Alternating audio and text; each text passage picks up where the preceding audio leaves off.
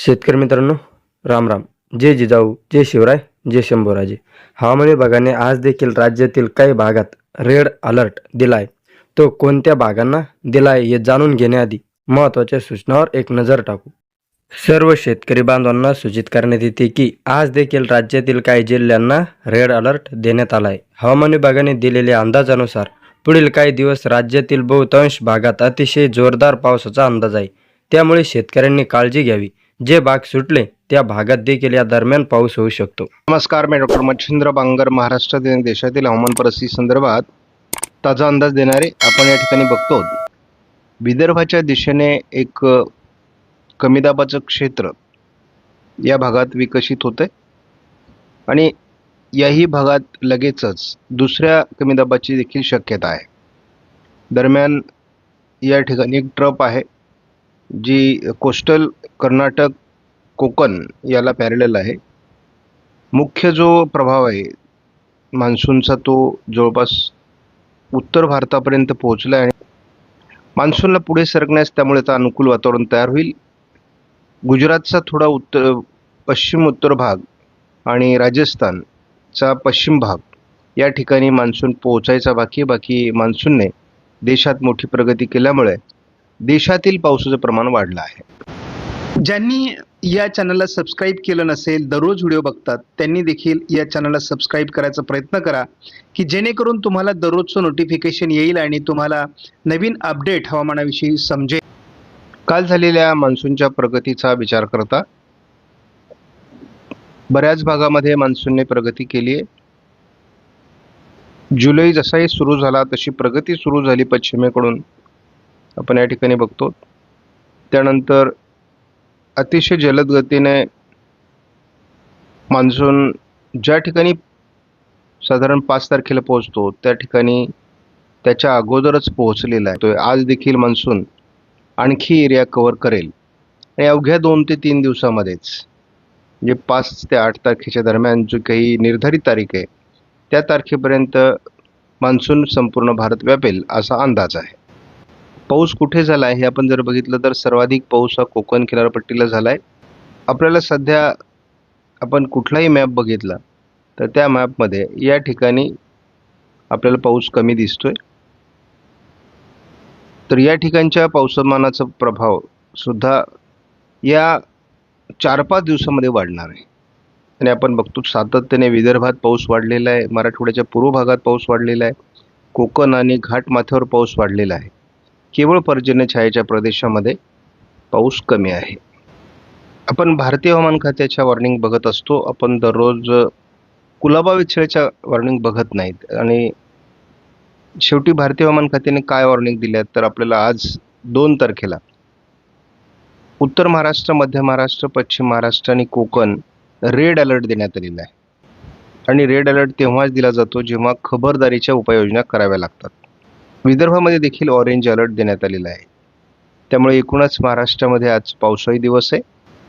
अंदाजात बदल होऊ शकतो, परंतु आपल्याला एक महत्त्वाची बाब म्हणजे 3 तारखेला देखील महाराष्ट्रातील रेड अलर्ट कायम असून मध्य प्रदेश आणि गुजरातच्याही काही भागात त्याला वाढवण्यात आला आहे. त्यामुळे या ठिकाणी एक कमी दाबाचं क्षेत्र सक्रिय होऊन मोठ्या प्रमाणात मुसळधार अतिमुसळधार पाऊस पडू शकतो असा अंदाज आहे. काही ठिकाणी ढगफुटी सदृश्य पावसाचा अनुभव येऊ शकतो. पावसाळी वातावरण 4 तारखेला देखील राहण्याची शक्यता आहे. मात्र काल आपल्याला विदर्भ आणि मराठवाडा या ठिकाणी पाऊस असणार नाही असं दाखवण्यात आलं होतं. आज मात्र पुन्हा येलो अलर्ट दिला विदर्भामध्ये आणि मराठवाड्यात मात्र पाऊस दाखवलेला नाही, परंतु असं होणार नाही.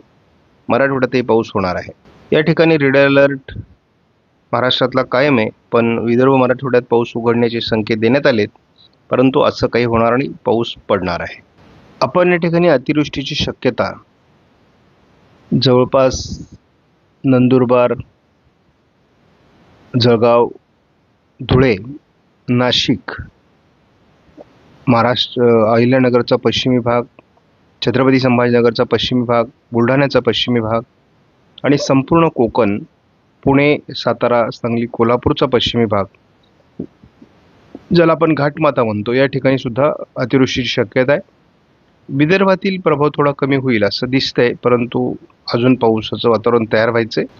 आजही महाराष्ट्रामध्ये ठिकठिकाणी पावसाळी परिस्थिती निर्माण होईल, परंतु कोकण किनारपट्टीचा पाऊस सध्या तरी थोडा कमजोर अवस्थेकडे गेलेला दिसतोय. म्हणजे आज सामान्य पावसाळी परिस्थिती कोकणामध्ये असू शकते. उद्या मात्र आपल्याला उत्तर कोकण, उत्तर महाराष्ट्र असं पावसाळी प्रमाण वाढताना दिसेल.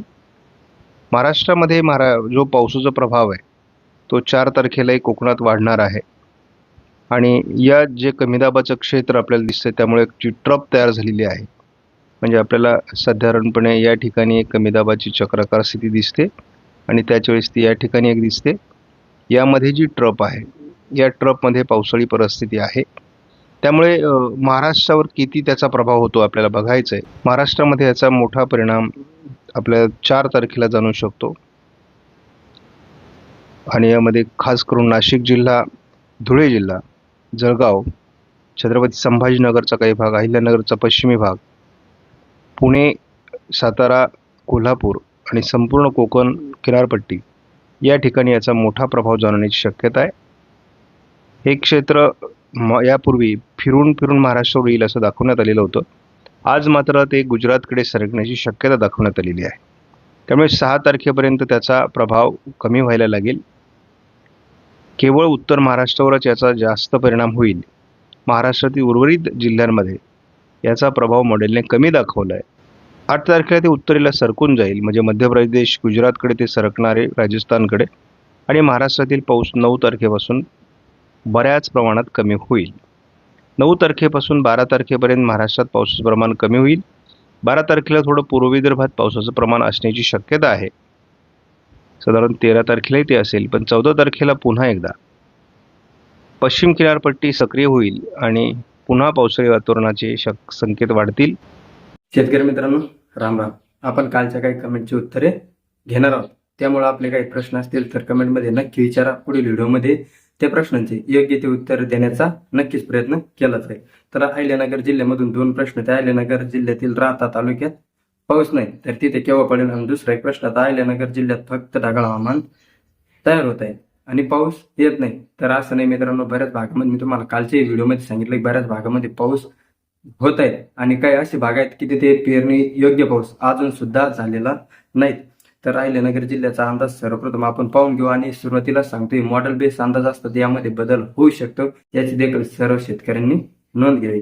तर आज उद्या तुरळक पाऊस होऊ शकतो. तर 4 जुलैपासून पावसाचा जोर वाढेल. 4, 5, 6 जुलै अहिल्यानगर जिल्ह्यांसाठी नक्कीच निर्णायक ठरण्याचा अंदाज सध्या घडीला दिसत आहे. त्यानंतर आहेत नंदुरबार जिल्ह्यात कधी पाऊस होणार. तर आज हलका तर उद्यापासून 7 जुलैपर्यंत संपूर्ण नंदुरबार जिल्ह्यात अति जोरदार पावसाचा अंदाज आहे. त्यानंतर आहेत गोंदिया आणि भंडारा जिल्ह्याचा अंदाज.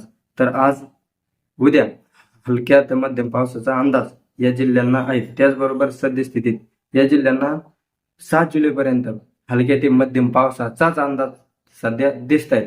त्यानंतर सांगली जिल्ह्यातील जत तालुका. तर सांगली जिल्ह्यात आज उद्या अति ढगाळ हवामान आणि तुरळक पावसाचा अंदाज आहे. तर 5 ते 7 जुलै दरम्यान थोडी पावसात सुधारणा सांगली जिल्ह्यातील जत तालुक्यात पाहायला मिळेल. तर मित्रांनो, एकंदरीत जे भारतीय हवामान खात्याने अलर्ट दिले आहे तर त्या भागातील काही जिल्ह्यांना अति जोरदार ते मुसळधार पाऊस होऊ शकतो.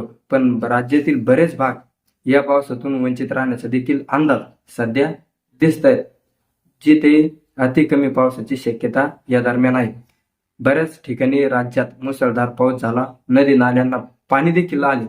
त्या भागात काही पेरण्या खोळंबल्या. त्या मेकर मधील एक कमेंट्स आपल्याला आली होती की त्या भागामध्ये 3-4 वेळा ढगफुटीसारखा पाऊस झाला, पेरण्या त्या अतिवलमुळे लांबल्या. तर काही भागातील पेरण्या कमी पाऊस झाल्यामुळे लांबल्या. तर चला पुढील व्हिडिओ मध्ये आपण ज्या काही कमेंट्स येतील त्याची नक्कीच उत्तरे देण्याचा प्रयत्न करू. चला तर भेटू पुढच्या व्हिडिओमध्ये आपल्या कमेंटचे असेच उत्तर घेऊन. तोपर्यंत जय जिजाऊ, जय शिवराय, जय शंभूराज.